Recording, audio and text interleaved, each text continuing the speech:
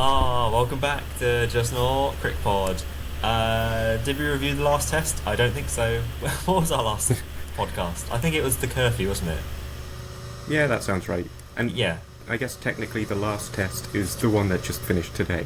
Yes. So the last test. Yeah. Yeah, you're right.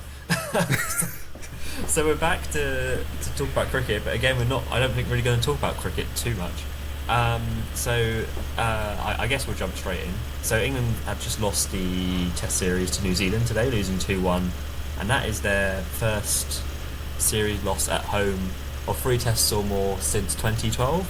So quite a big deal. It's the first home loss for Bazball, and that's the 7th loss out of 9 under this regime in tests. And England haven't won a Test series since they beat Sri Lanka in 2024. Just piling off all the bad notes. Quick note about New Zealand. New Zealand very good. End note. Stokes is retired. What are your thoughts? Shock, surprise, Yeah. but also not shock and surprise. Just confused. Yeah. Why? And I don't think anything that he's said has really answered Yeah. that question. I've got his quotes if we wanted to remind ourselves what he did say. Yeah. He said, "I've worked so hard since getting back home from Australia to try and make things right. That's what I thought I was doing, but I put so much time and effort into it, maybe potentially I burnt myself out. I gave myself every opportunity to think it was maybe just a blip or something wasn't quite right. But everyone I spoke to about the day, when retirement, it just happens. They just say it kicks you in the face, and I thought a few weeks ago that it did. As I was putting my pads on Saturday, getting ready to go out there, that was last nail in the coffin. It's never ever simple or easy with me, is it? That's one of the good things about my career, I guess." He also mentioned that he played for Durham last week and he found the love of cricket again there, and then he hoped that he was going to find it again this week, and then just couldn't find it. Playing for England, and he's much more excited about going to play for Durham. So that to me is a lot more kind of alarm bells and stuff. Any thoughts about those quotes? Do you think there's more to it than meets the eye than what he's just said, or do you think he's just done? Like, if there wasn't the stuff about Durham in there, you could take the quotes as, like, his body not being up to it, or, like, suddenly he just can't have the same fitness that he used to have. Which wouldn't be surprising, because he's always been, like, on the verge of a body breakdown. But with the stuff that he's enjoyed it at Durham, it kind of points towards Robert and Brendan Yeah. being in opposition to what he's tried to work towards, and he's just not, he can't be fucked with it anymore. I don't. Yeah, I've also got that sense of confusion and shock and sort of expecting, because, as I've said, I thought he was going to retire after the Ashes, because I thought he mentally and the toll of it, he would just be done, especially like you say with his injuries. I think he also mentioned that potentially there was too much time between the Ashes and this New Zealand series starting. He had too much time alone with his thoughts and stuff, thinking about it, and maybe overthought and tried to do too much. There's loads of factors going in. Like, he was also hit in the face with a cricket ball at Durham pre-season, which he had to have surgery in his face and stuff, and that's the whole other thing. Then dealing with the Ashes fallout, all the pressure and scrutiny and stuff, and there is that kind of 4-year cycle with captains for England where they just sort of get to that point where it's like, well, this is the worst thing in the world, I'm done. And he just said he couldn't really go back to the well again. I don't know, I'm just confused. The Durham thing is, I think, interesting that, that's his boyhood club, and he said he really fat and enjoyed it last week and is excited about going back and playing there. And like you say, it's kind of interesting to me that the England camp can't replicate that feeling. So yeah, it kind of, when it was all kicking off yesterday, I definitely had my tinfoil conspiracy hat on, being like, I think this is the back of the fallout between Key and McCullum of the whole nightclub stuff, where the reports were that Key wanted to sack him, but they didn't have the right regulations or anything in writing to do so. So then he got away with it. That could all be complete media nonsense, but that was the kind of rumours that were circulating. And I get the sense that he wasn't happy with the lack of support he got, because he was then cleared of everything, even though it's a bad look that he was out in the nightclub. The report has come out that the curfew wasn't written down. They assumed it wouldn't be the case at the end of the match, and it wouldn't be the case in the home series when there was a 10-day break between games. Rightly or wrongly, blah blah blah. He just was like, I don't think he got I think he was feeling he didn't feel enough support from the powers that be. So my instant reaction, I think many instant reactions, was like, this feels like a bit of an FU to the management stuff, to do it midway through a game and to try and, force a point and to force change. But then hearing him talk afterwards, I'm like, oh, maybe he is just done. That could also be a byproduct of everything else. I don't know. In conclusion, it's just annoying that you lose Stokes, but potentially keep Rob Key and Brendan McCullum. That's my yeah. Any thoughts? Especially when those two. It feels like if one of the three go, that's the first domino for the other two to go, whichever way it fell. So it feels like it can't be long until McCullum and Key have to go, but this is the one scenario in which you feel like the two that don't step down of the three will just hang around. Feels that way because if Key had left, I would imagine McCullum would have followed shortly, and we might have kept Stokes on. If McCullum had gone first, I could have seen either Key or Stokes or both of them going within a short time distance, but because it's Stokes first, and if there's any truth to the report that Key did want to sack him, then that just points to me that Key feels like he's won out, he's played the long game, and he can just stick it out with the new captain.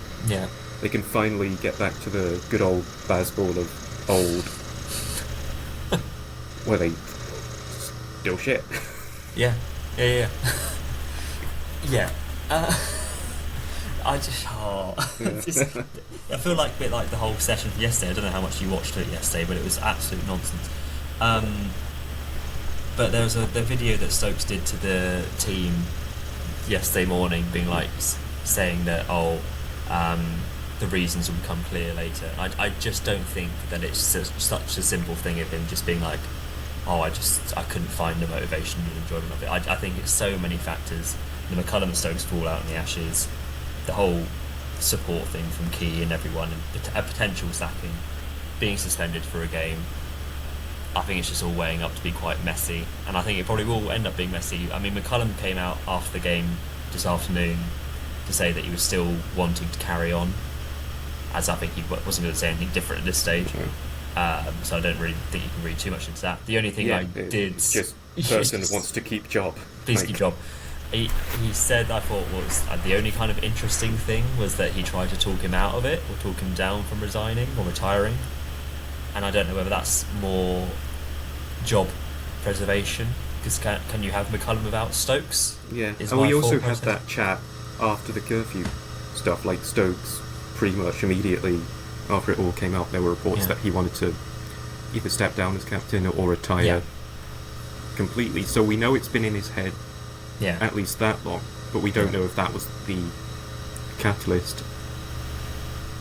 But then there were still reports of him trying to talk him down, but we don't know who those people talking him down were necessarily. No. Yeah, I mean, you could maybe point to Root or someone.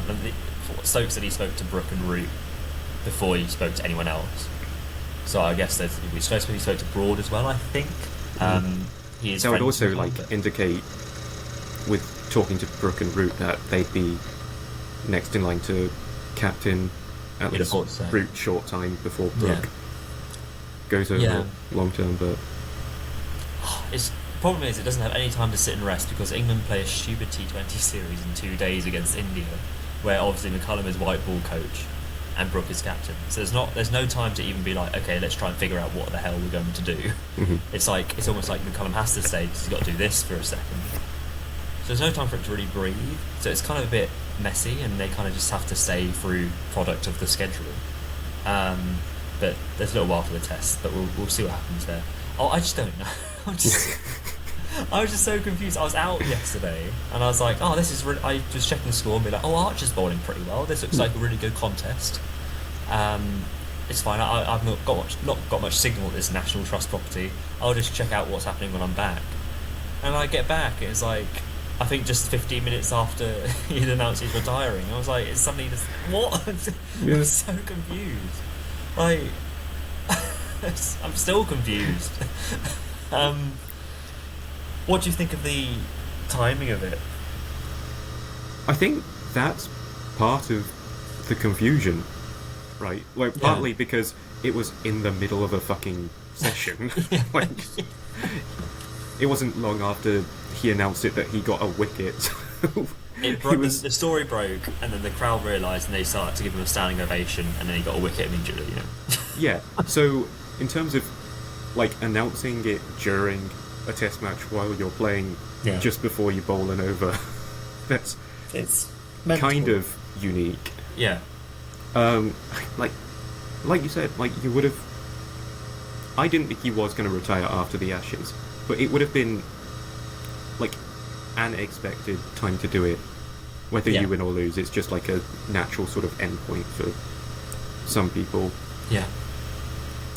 Like, even after the series, like when you're talking to like post-match press conferences or like with Ian Ward and whoever on Sky Sports, announce it then. Yeah. Like, I think even when Stuart Broad announced his retirement, it was on the evening of day 4. Yeah, so there's one more day left, yeah. Yeah. I think the match was like going towards an England victory or something. I can't remember the exact details, but like Broad left it when there was like a gap to sort of process it. Yeah. So like Stokes obviously hasn't like even like released the statement at that time. He couldn't have, so he's had to have told someone to do it for him. Yeah, he said it's scheduled, and it's like, it's weird. Yeah, he said he spoke to the comms team, then said, "I'll leave it in your hands," and that was obviously their thought process that it would, I guess, galvanise the team and him. Like the only funny thing I thought McCullum has said is that he said to Stokes, "Why didn't you announce it sooner so we could get a wicket earlier?" There's a last fair enough. But like it's bizarre. It is so bizarre. Everything about it is bizarre. And then obviously you have that whole frenetic session. Again, I'm not sure what you watched or didn't see. Where Stokes then comes and opens the batting, and his second ball he tries to reverse scoop over slip when like Daryl Mitchell has been struggling to score a run all day, and he's just got this suddenly mad frenetic. So they said it was a tactic that he was always going to open to try and give it smash, which I can kind of understand and respect. But then the whole stuff that followed was just utter madness, and like Brooke was out for 29 off 9 balls or something, like caught a deep fine leg. Root was trying to reverse scoop. Duckett was not playing as aggressive, but still aggressive. It was just nonsense. Like, I don't get. Emilio Gay was coming in at 6. Like, it just felt like so. After such a hardly, I don't mean. We're not even going to really talk about the game. Well played, New Zealand, very good game. But like, it was a really well matched test, I think. So New Zealand won the toss and got the best toss in their 300 for none. But then England dragged it back, and I think England played and bowled pretty well across the whole game. And then suddenly you get this Stokes retirement, and then suddenly all hell breaks loose. And it's just, I did guess they all got caught up in the emotion, is my only feeling. But you've got players like Joe Root there trying to do crazy scoops. It was one of the maddest sessions of cricket I've ever watched in my life, and I don't really know how to describe or talk about it. No, I mean, there was still 160 runs short, so maybe there's like in the back of their minds they're like, oh, it's Stokes' last game, we're not likely to win, and like just playing for the draw on his when it's Stokes' last game, it's just a bit meh. So we might as well just have a bit of a show of it. Just turn it into a bit of an exhibition. But then it sort of just like invalidates the game as a whole. You're just like 100%. You're not taking it seriously or professionally. No. And surely, if it is his last game, you want to try and do your best to at least not lose it. Yeah, like, it was going off in our Whippets chat. Someone said that, is this a dirty protest? Like, it felt like kind of it was. That's why, before you had this interview, I was like, are they all angry that he's been forced to retire and they're just sort of playing sod it? That was kind of how I was perceiving it, that they were like, we're going to throw this game, or just try to slog it, and go against everything that Rob Key et al. Had said beforehand. Like, we're going to try and be more professional and play proper cricket and be more sensible and bat properly, and then they come out and bat like this. I was like, is this really everyone saying screw you? That was how it felt like. They all galvanised this mad moment where they just all lost their heads. It was just mental.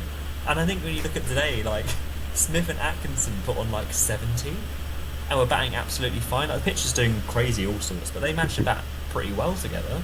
And you're like, if they can bat fine, then Brooke could bat 100 balls easy. Root could have done. I mean, Root got run out. We can't worry, but yeah, that happens with Root, doesn't it? yeah. But it was frustrating because like, you can bat on this pitch and you can chase runs without going mental. And I don't know. It was just frustrating, I think. Yeah, I mean, especially with it being Brooke and Root. Yeah. That you've name dropped, especially after like Stokes having told them specifically. Yeah. Like, is there a bit of like camaraderie? Yeah. There and like, Brooks innings in particular, it was utter like. But then again, like, I feel like Brooke just has that kind of innings in him, anyway. Yeah. Yeah. It's weird though, but could that have also been a way for? I just don't know where their heads all at, and I just feel like more is going to come out, because I feel like if Brooke is going to be next Test captain, is that not the innings where Stokes is announced he's going to retire, that he comes in and knuckles down and gets a score of note, rather than trying to hit literally every single ball for 6?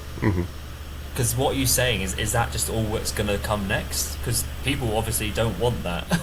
Yeah. And it's not the image that you're trying to get people's braces back. People hated that innings. Yeah. I mean, like, even with that innings, like, just forget about it for a second. Yeah. Are we certain that Brooke would have been ready to take over the captaincy at this time anyway? Well, everyone's come out and said, I think Key and McCullum have said that they didn't think he was ready to do all the white ball. This was a week ago. They've said we haven't given it to Brooke, even though the obvious reason is because he got punched by a bouncer.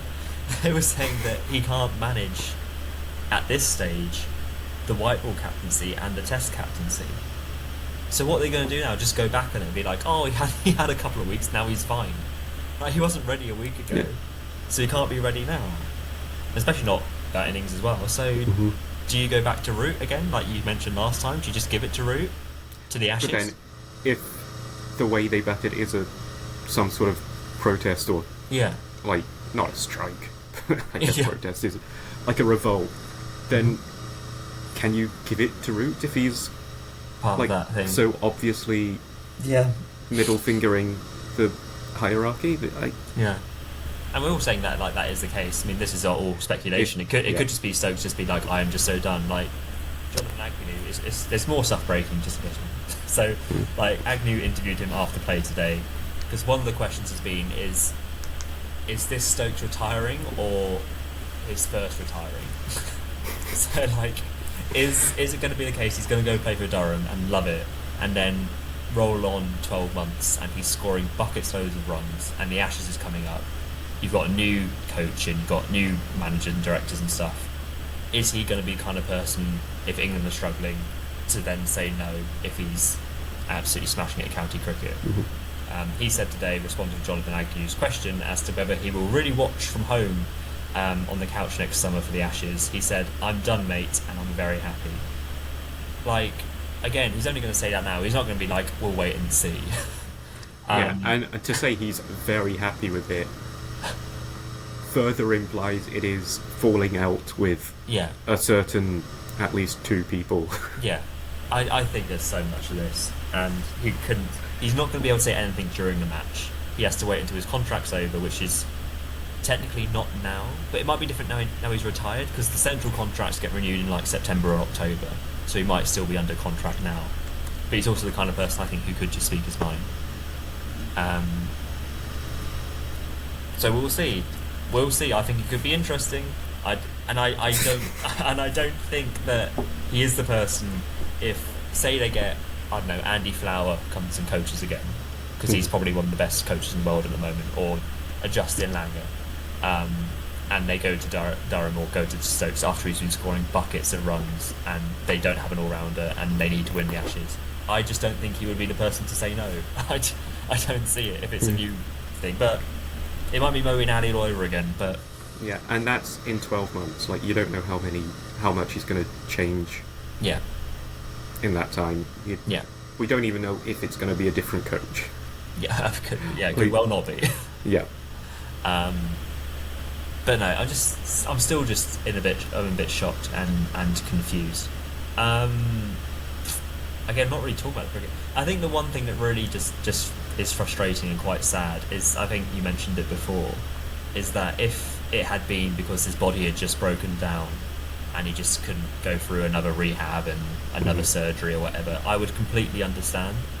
But he's been bowling as good as he's ever bowled for England at the moment. He got 4 wickets in his last innings, bowling at high 80s. Yes, his batting's not what it was, but I would say he batted better yesterday when he just had the freedom to bat and just let himself go. Like, I feel like he's got into a bubble where he's not really sure if he can express himself as much as he could, but he batted so fluently yesterday compared to how he has done. Bowling still so well, great fielding. It's not like he's a Ben Stokes that I predicted that would just be kind of hobbling off the field as an end. He's still got back to peak fitness and going as well as he ever has done. So I think that for me is the kind of sad, frustrating bit, is that he's still going out when he couldn't still get in the side, definitely at least as a bowler. And he's not the first player to have retired. Well, exactly. This is during this era as well. Like, yeah. Do we even bring it back to Broad? I think Broad was done. I think Broad was ready to go. But then it. Oh, yeah. With Broad still, though, you felt like he was still good enough to contribute to the team. The same with Jimmy, and the same now with Stokes. Yeah. And now we're left with Root and 10 people that. Yeah. What 10 people are we going to get? Yeah, it is that. Like, because you look at that second test match, and without Stokes, it's quite alarming how disjointed the side is. And if not Root getting the captaincy, who? It'd have to be Brooke, wouldn't it? It couldn't be anyone else. I mean, I know you want Joffrey, but it just couldn't be anyone else. It has to be someone who's had a sustained run in the side. And that's Brooke. It's Root or Brooke. It can't be anyone else. I mean, I think it should be Root. Yeah. But then there was a lot of, I think, uncalled for chat after the second test, saying, we've gone back to Root captaincy and we can't do anything. He wasn't up to it then, he's not up to it. But also, it was just look at this match and how shit we were still. Yeah. This match is not too different from the previous match. Yeah. And it's not as if we were brilliant in the game before, or in the Ashes, or in the many test series before that. We've been shit for a while. Yeah. And also, Root had 3 debutants to deal with in that game. I think they made 5 changes. The only same bowler he had was Ton from the first test. I don't put any blame at Root, to be honest. What could he do? I would say that after we saying we had this big review post Ashes, I would argue that nothing has changed whatsoever. We won the shootout at Lords on a terrible pitch, and then lost 2 tests when we came across a better test team. And then you look at the Ashes, we won a shootout at Melbourne, and then lost the majority of the tests against a better test team. There's nothing that's changed. I don't think they know how to play proper test cricket. It's also kind of weird that we lost these 2 matches after arguably New Zealand's greatest ever player retired Yeah. in the first Yeah, test. yeah. So, Who? We don't talk about that. So maybe that could mean then that England will come back strongly. But they won't. no. I guess before we can talk about favourite Stokes bits. I wonder what we will choose. What? So we've tried to dissect who's going to be captain. We can't. I reckon they'll probably go Root as interim again. Yeah. Because I can't see them going back on a decision they made, the media decision that they made last week to say we'll go Brook, even though they've said Brook isn't ready because he's white ball captain. I don't see how they can go that route. It's a bit of a crisis, and then I think Root will be like, yeah, sure, I'll step in, but I'm only doing it to the end of the Ashes, and I think that will be his thing. That I don't want to be a permanent captain. Maybe he'll step down from white ball cricket or 50 over cricket and be like, I only want to focus on this, and then I think that will be the end of Root at the end of next Ashes. And they're all dropping. God, imagine how bad we're going to be after Root goes as well. I know. It's like I don't really. We're not even going to be able to get up to 100 most innings. I don't really see in this team where the fight is anymore, because Stokes brings that fight and Root is resilient, and I don't see it from much anywhere else. Maybe Jofra, I don't know. So I would say Root interim. Do you think that they change the behind the scenes stuff as well? Do you think McCullum stays, partially stays as white ball coach? What do you reckon? I'm not even convinced that Root's going to be captain for the interim. I think I can easily see them just going back on their word and giving it to Brook and just being like, oh, well, fuck it, we just got to throw him in the deep end and Great. get on with it. And if they do that, I can't see McCullum leaving, I can't see Key leaving until it's utterly untenable. Yeah. Which it is currently now, but it's utterly untenable for their eyes to see. And I just think they're that ignorant to what they're not doing. That they'll just go on for longer than they should be. It's already longer than they should be, but I agree. Because if they have to make a change, they have to make it now, because you can't wait until the end of the summer, because then you've got a whole winter away. You've got a real time for a coach. They have to make it. They've got a gap, because of the 100. They've got a gap. I think the next test is the 19th of August or something. So they've got a bit of time where they could really genuinely go away and just say to McCullum, "There's a World Cup next year. We want you to just focus completely on that. Just be white ball coach, and you can work with Harry Brook there and continue that partnership." But they can, like you say, they could equally just be like, "Oh, screw it, give it to Brook," and just give him everything, which I think is, for his point in a player's career right now, where I wouldn't say he's not struggling, because he's still scoring runs, but he needs to get his head switched on into test match batting and maturity and things like that. I just generally feel, I don't often agree with Michael Vaughan, because I think he's mostly an idiot. But he said that he didn't want McCullum and Brook, he wouldn't accept Brook as captain if McCullum was still coach. But if someone like an Andy Flower or a proper coach was coaching the test team, he then would accept Brook, because a different coach would expect more from their captain. And I don't think McCullum is embodying the kind of maturity that Brook needs to go through as a captain. Does that make sense? Yeah, it makes sense. So if they were to go down that route, I'd understand it. But if McCullum stays as test coach, I think you have to go Root just for kind of safe hands. But I don't know. Which in and of itself is not great, because you're not pushing yourself at all. No. Yeah. And I think they're generally concerned about, if they get rid of everyone, about what happens now, because I don't know how many of the teams survive as well, and that's going to be a big wholesale change. Because if you look at it, I know Jamie Smith got 60 odd today, but he's for his keeping, he's very much under pressure. He's not performing at the same levels. Like, Tom Blunder was exceptional during this series, and Alex Carey before this series as well in the Ashes, and Jamie Smith is not at that level. Jacob Beffel has struggled apart from one innings in this series. Duckett has got runs in this game, so that's one tick at least. Shoaib Bashir, I think bowled pretty well, but I think is just the same Shoaib Bashir that we had before. I don't see any change in what he offered. Joffa bowled well, so I guess there's bits and pieces working there, but I still feel like it's a disjointed puzzle. So I don't know. Like I've said it before, like of that England team, who frightens you for the opposition? Like Jofra can, Root can, Stokes can, but one of those is gone. Another one of those is injured half the time. Yeah. And then there's Root. Yeah. Like for as good as like Brook and Tongue are, I'm not particularly bothered if I'm New Zealand or Australia by them. No.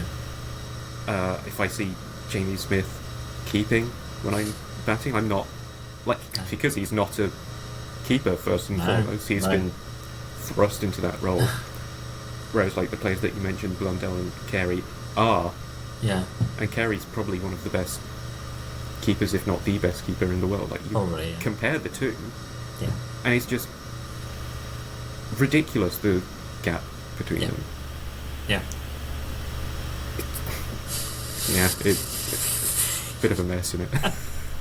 I love that we've gone through that whole 6 months since the end of the Ashes to get to this series, and I feel like it's and the nothing's same changed. Mess. It's the same mess, but then worse because there's now no longer a captain. Mm-hmm. I don't even know what to say. Because I spent all the time whinging about the Ashes, and then we're back to whinging. Like, not even spoken about the Test series really at all. Like after the first Test, it's like let's talk about a curfew, and then this one is let's talk about Stokes retiring. I just generally not really sure where to go. I think what I've said is you go to a proper coach. You have to rip it all up now. I think what did Atherton say at the end of the Test? I don't know if you watched it. He said, which is kind of classic Atherton poeticness, is that Bazball dies where it all began. Obviously going back to when Bairstow got that 100 at Trent Bridge 4 years ago, which you missed. And comparatively what it is now, again against the same opposition. Because I think that should be Bazball dead and finished. Like, as I mentioned at the top, they haven't won a series since they've won one series since September or whatever, August 2024, and they've lost 7 out of 9. And they also got docked more over 8 points in the World Test Championship last game, which just shows a complete lack of care, I think, and that just really embodies the whole environment. Yeah, and you know that the World Test Championship isn't the thing that England are always working towards. They're always going towards the Ashes. Yeah. Which just gets weirder and weirder, like, year on year, because of the World Test Championship. You've got an actual, like, title to push towards. Yeah. But you're just focused on one series. Yeah. As big a series as it is, it's like, if Manchester United lost both games against Liverpool in the Premier League but still won the league, you take that. If you lose against Australia in the Ashes but you win the World Test Championship, that should be the bigger prize. Like, I understand why people would think the Ashes is bigger, and it is historically probably more prestigious. Yeah, absolutely. But like, you've got an actual trophy to fight for, instead of a series win. Yeah. And I'll talk briefly about New Zealand. New Zealand are the complete polar opposite of a team. Like, completely 100% professional. Like, with all the absolute nonsense that was going off yesterday, and they just still managed to put out a complete team performance. Don't let anything get them rattled, and just carry on and get on with it. And they care about Test Championship points, and they care about... Like, they were losing so many players due to injury and all sorts.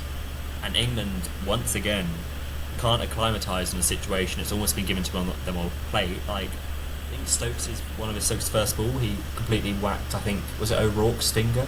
And I think maybe broke one of his fingers, so he had to go off. Like, surely you look at that and be like, that's a situation where they've lost the bowler now. we could really acclimatise and Yeah. put pressure on, and they just throw it away whilst New Zealand just do what New Zealand do and just be professional and very, very good. I mean, they won in India a couple of years ago, lest we forget, away. Now they've beaten England at home as well. So, credit to that they're a very good side, and it's kind of frustrating in a way that all the behind the scenes soap opera nonsense gets in the way of the cricket. And I guess I also put a thing out yesterday to say, how would you describe what happened yesterday? And like one of the main things I just saw was like self-indulgent. Mhm. And it kind of feels that way. Like Yeah. when I heard the news, I was absolutely gutted and devastated because Stokes is such a great player and he brings so much to the game. But yesterday, just all became about him completely. And there's a test match unfolding, and it's felt like, well, that's now taking a complete backseat, Mhm. and it's kind of lost all credibility and meaning. And I don't know. Even when they've lost today, it's all just Stokes. And like he's technically gone now, but even we're doing it. Like it's Stokes, and that's the story. It's just that kind of almost epitomises that the test team, whole Bazball and everything, just don't really care Yeah. about anything as the bigger picture. So I don't know. I'm rambling because I don't really understand what's going on. Do you want to try and talk about the cricket, or have you got anything about Stokes? I think we can move on to the actual cricket. You want? I don't really know. It comes secondary to it, or like we should be talking about the result, but it felt. I always felt like England were gonna lose after the first New Zealand innings. Like they put up such a good score that it was always an uphill task, and I know England did okay. Well, probably more than okay. Yeah, they would, but like, they did not really, quite good enough to really swing it. So it would be that. Yeah. Even in the long run, it just felt like it was a New Zealand game from the start. When they put on 300 for none in the first innings. Yeah, that was a big giveaway. Yeah. But I mean, the fact that it's strange because the fact that they managed to claw it back and bowl out New Zealand for 438, so they lost 10 for 138, which is pretty good going. I guess there was parts of the England batting innings where they couldn't really capitalise. Like they were 224 for 2 at one stage and ended up being 354 all out. Yesterday as well, or the day before, they had New Zealand's 2 for 12 at one point and then 51 for 3. And then you had Ratchin and Darren Mitchell's partnership where Mitchell was 100 off. I think this is the thing the whole epitomises everything. Mitchell was 100 not out of 241 balls. Mm-hmm. Like the pitch was hard and difficult. He wore so many, but it was very much like over my dead body kind of innings. Yeah. That's the only way we can get ahead and win this game. And then England just don't have that mentality or way of playing cricket, and then they just completely folded, just going Bazball go burr, and that's again it goes right back to what we were saying before. Like you had this really kind of closely contested game, and then you had the Stokes announcement, and then everyone just goes nuts. So it's just it feels like a protest. It just feels weird. I think there's more to, so I just want to see what everything comes out now. And I think it's just a shame that the cricket has been sidelined for this potential strike action. Oh, but we'll see. The next series starts, said in August, and then they have a white ball series against India coming up. But who knows? Good to see Jofra have 2 games in a row, I guess. And player of the series, yay for Joff, 11 wickets, which was cute. Did you see his interview when he got it? No, I've not. No, not seen the post-match stuff. The one thing I noted is that he was very crestfallen, and it looked quite emotional. The fact because he's asked about Stokes, obviously, and you could really tell that he wasn't expecting it, and was genuinely absolutely gutted about it. And I think that was quite a real telling thing from someone. It wasn't that kind of like classic, sports person, media trained response to be like, oh yeah, he's a great player and wish him all the best. He was just like, oh, I don't know if I want to see the dressing room in about a minute now. He's like, he was very much heart and sleeve and looked really devastated. And I think that's kind of quite telling of a lot of people's feelings, to be honest. So you're saying that it was very, like, captain-like how he spoke. Get him in. Like, how much worse can it be with Joff captaining? It can't be, can it? Can't be. I mean, like, maybe you were with the prophet all along and we're now getting to that stage. Where else can we go? So we'll see. So that's that. Stokes is gone. Very quickly, I guess. What's if you had to pick one Stokes highlight? What's your Stokes highlight to go? Because you would say his numbers aren't the greatest in the world, but he's definitely one of England's greatest players, considering the achievements and accolades that he's kind of obtained by himself. What would you reckon? We're picking. You're Pick picking one. one, and I'll pick the other. Well, you can pick one. I mean, is it all in 2019? Would you say? Yeah, I mean it's one of two, isn't it? It's either the World Cup final or the Ashes knock with Leach. Yeah. But I would pick the Ashes knock primarily because he started out at like just blocking it completely. Yeah, brilliant. Yeah. It was like 4 runs for 80 balls, which is just phenomenal, beyond Jonathan Trotness. Lest we forget. And then, as soon as Leach, I think it was Leach coming in, that was the catalyst where he just like, Yeah, fuck let's it, go, it's going. It's going. Yeah, like there would never be a game like that. I mean, there's also the added. There's so much to that game.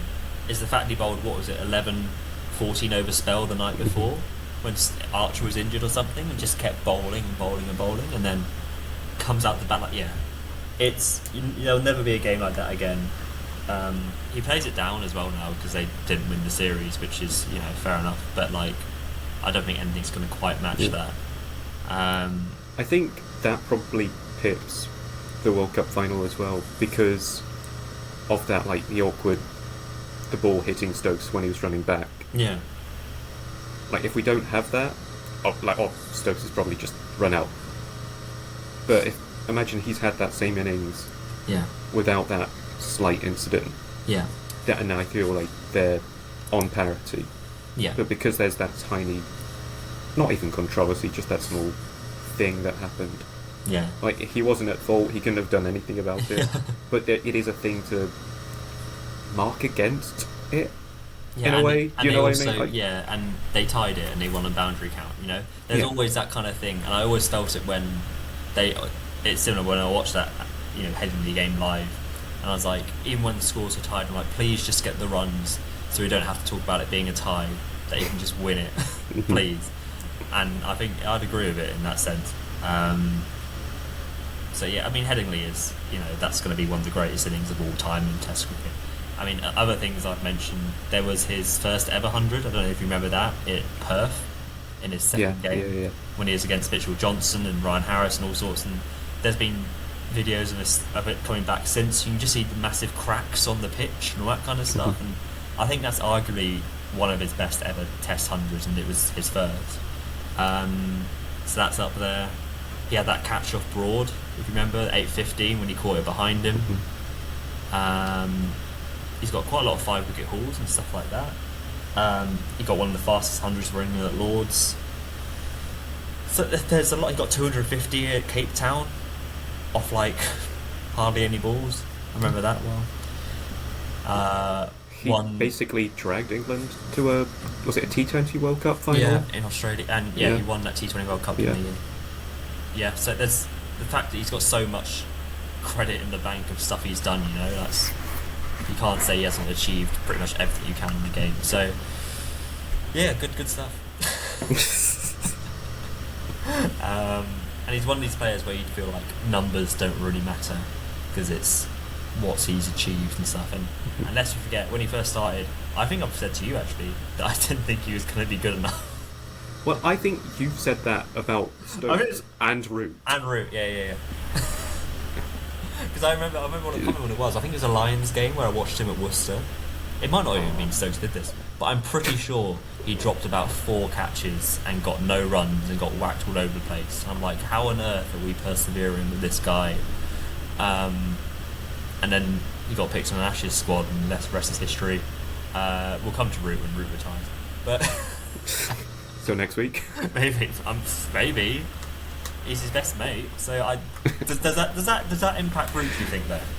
Or do you think Root's that just kind of player who will just get on with it? Or do you reckon he'll feel like, same way like Broad and Anderson, like Anderson wasn't long gone after Broad went, that because you've got that such strong camaraderie with someone in the dressing room that somebody you've grown up playing cricket with, and he's now gone, do you think Root then goes like, maybe I'm a bit fed up with this? Well, yeah, it has to. Like, Yeah. I think even just one person in the dressing room changing feels a bit different, and Root's basically playing with a completely different team than he would have before. Like thinking back to when he was captain, for example, who's still there? Jofra? Jofra,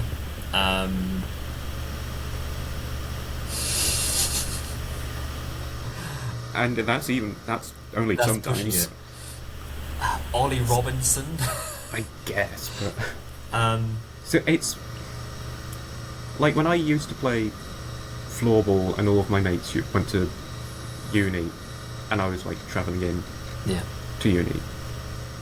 I eventually stopped playing because like it wasn't the same team anymore. All Yeah. my mates had gone, Yeah. and I can see that being a factor for Root.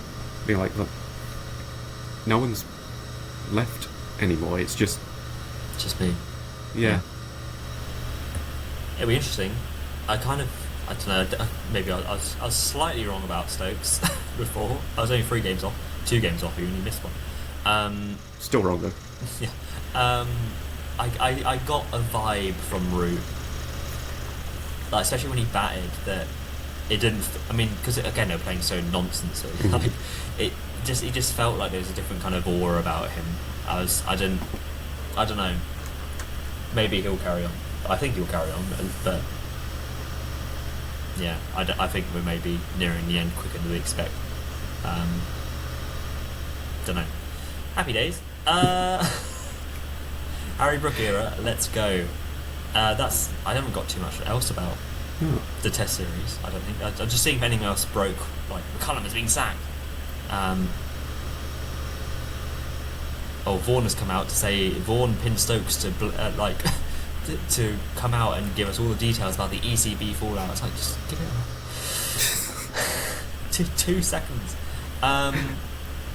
GG New Zealand, off we go to Pakistan next. Other cricket news, in case you want some other cricket news. Do you want cricket news? Meh. I mean, yeah, I'm excited for it. Ireland beat India not once, but twice. Did you see that? Oh yeah, I've seen that. Yeah, but beat them 2-0 in a series. That's the first time we've ever beat India in a game, and then obviously a series. That's pretty cool, isn't it? Yeah, isn't it like India's first series defeat in like 14 series or something? Yeah. And it's not like it's their second team, it's the team that won the T20 World Cup as well. Like, it's not like they're just playing a B team. So that's pretty cool. They were just playing like they were a B team. So that's good. Well done, Ireland. And then we get to play India in 2 days. Yeah. So, yeah. Just gonna say that it's time for their bounce back. Great. So that's fun. I didn't watch any of it, obviously. But no, it's good to it's good when you see like another team come to the fore. That's the thing, like, especially like Ireland, and that's such a massive win for them. And hopefully it builds on from there. We'll see. Other cricket. What have we got? We're checking live scores. Well, the Women's World Cup is nearing the end. So the semi-finals this week. First semi-final, I believe, is tomorrow between Australia and West Indies. West Indies getting the semi-final, which is pretty cool. India were knocked out by Australia the other day. And then England play South Africa on Thursday. I'll be going along. I'll do a live pod from there. Cool, thank you. Exciting. You kind of watch it and it's kind of... I've watched a fair bit of it, and you can really just tell the difference between some of the teams. Like Australia, just as expected, are the best team still.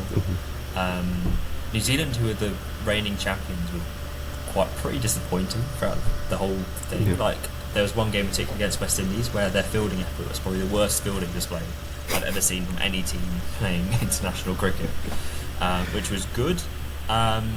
England have been pretty solid though. You could say that their route to the semi-final has kind of been set up so they could get to a semi-final and for there to be an Australia-England final, as is the ICC way.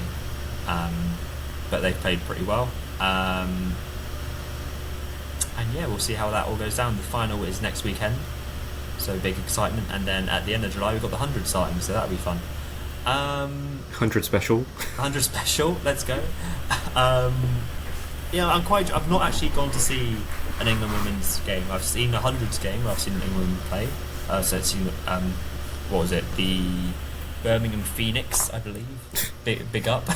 But I've not actually seen a live women's international game, so that's going to be pretty fun in semi-final. I think it'll be pretty good to see. I'll do a live review. And hopefully they go all the way. West Indies news. Go on. West Indies men just beat Sri Lanka by innings and 217 runs. Thrashed them. You can really tell that you're kind of rattled by the Stokes stuff. That I you're don't just know what's looking going on for where I am. everything else. Well, I did see just that's all look, Roachy. this is your denial phase. Like, I'm just Probably. done with it for now. I'm just done. looking at every single other bit of news or score that I can. Well, I found this one because I thought you'd be happy to know that Roach has now got 300 Test wickets. I am. Yeah, that does make me happy. Which is a pretty good achievement, I would say.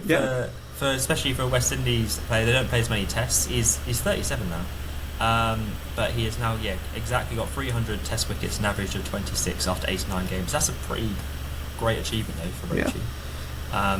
That's a massive win, actually. That is. I know I was just reading it off, but that is a massive win. So Sri Lanka, this is mad. So Sri Lanka got 308 all out. West Indies with 626 for 9 declared, and then bowled out Sri Lanka for 101. That is resounding.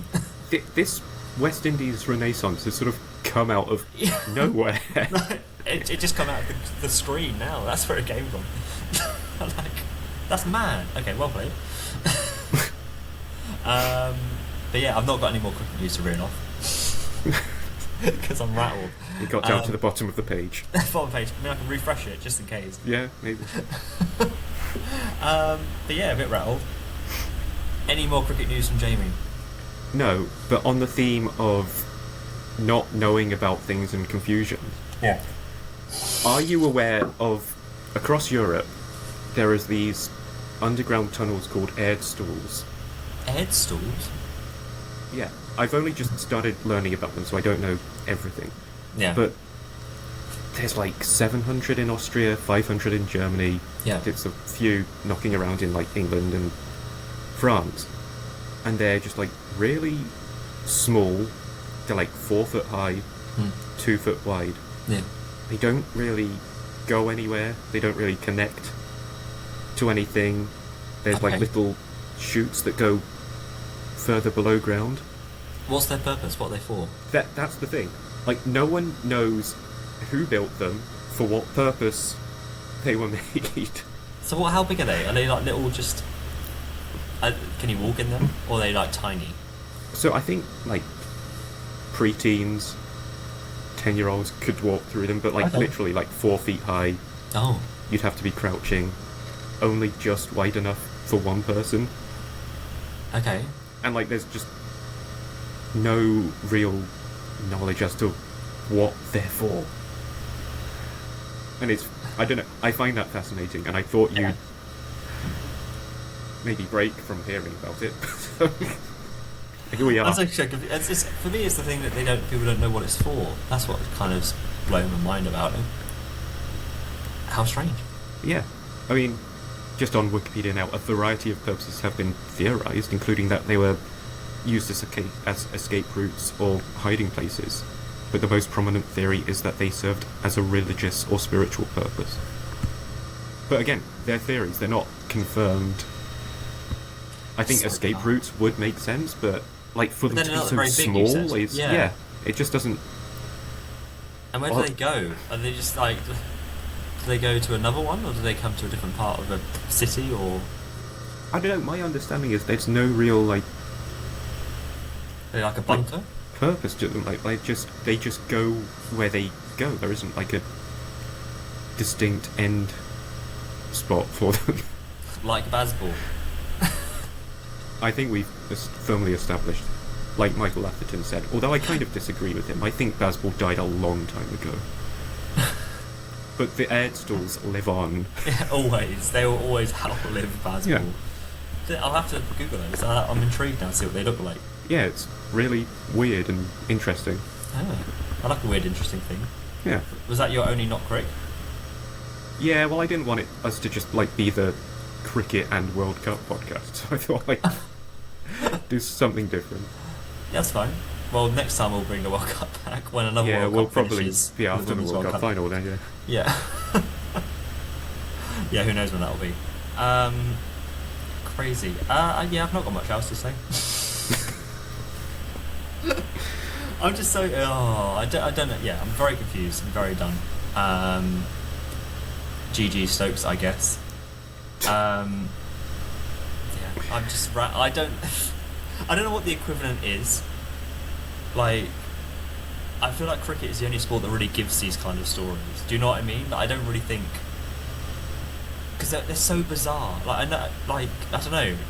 I can't remember a football player suddenly retiring, 70 minutes into a game. No, I mean, I'm sure there has been. I think this season a manager got sacked at half time. I'm not entirely sure. It wasn't for us. That sack would come at half time.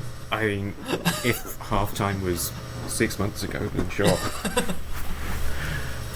Yeah, I mean, Gary Neville always talks about, he had this one game at West Brom, he was taken off at half time, and he realised then that he's done. Yeah. So he unofficially retired at half time, I guess. Before so. Officially announcing it. Yeah. I can understand that, yeah. Because that's kind of similar to a lot of other, the cricketer stories. I think, Cook realised midway through a series that he was done, and then announced that his last game was going to be the Oval Test, and yeah, I think even with all of this, I think the one that I still will never forget is the Anderson one. I just generally feel that a player of that level should be given the opportunity to retire when they want to retire, and not be told. So I think my first instinct with this is, has he been told after that nightclub incident is, we'll give you one more game and then you retire. But it doesn't seem like that way, but we'll find out. Oh well. Any final thoughts from you, Jamie? No, I just want to read more about erdstalls, to be honest. Yeah, send me some and I'll send it to send it to everyone I know. How do you spell it? Because I tried to actually find it just now to try and see what you're talking about. I'll paste you the wiki link. Okay. If you're listening online, you can follow the same wiki link, maybe. Let's have a look. Maybe. So it is spelt, for all listeners, it looks like Erdstall. ERDSTALL. Let's have a look. Oh, it does look like a little wee tunnel. Yeah. Little hobbit tunnel. It almost looks like a hobbit house. Yeah, that's what I'm saying. It was really small. Yeah. From the Middle Ages as well. So I'm so confused. Wow. Yeah, Okay. I just started listening to a podcast about, it's a one episode thing. Yeah. And I'm only halfway through, but I thought it was just fascinating enough that you'd be like, oh, yeah, that's kind of broken my brain when it's already mostly broken. Yes, it is. It's a struggle. Yeah, it's just not what I expected at all. Yeah. Fun. Yeah. Especially when they're so old as well, if you think of Middle Ages. There's one picture of a little kid that looks like he's stuck. Oh, fun. But cool, I'll look into that. I like weird things that could link to some kind of mythology, religious thing, and who knows what. So, good find. Like that. Cool. But yeah, that wraps it up really for our Goodbye Stokes, I guess, until next time episode. If people want to find out what our next episode is going to be, don't know when that's going to be, but where can people find us, Jamie? At Just Not Crit Pod, Instagram, TikTok, Blue Sky, YouTube, podcast places. Those are the podcast places. I always feel like there's something somewhere else, but It probably will be. Who knows? it's somewhere in the erdstalls, just lost. Just look down on Erdstalls, you'll probably find it. Might find Stokes. Yeah. Apologies for the rambling of this because I don't really think anyone can put this into words properly. Final question, thought of the pod. Do you think this is the final Stokes retiring, or do you think he'll come back? Final question. No comment. There we go. You heard it here first. I'm done, mate. I'm happy. Yeah. Same.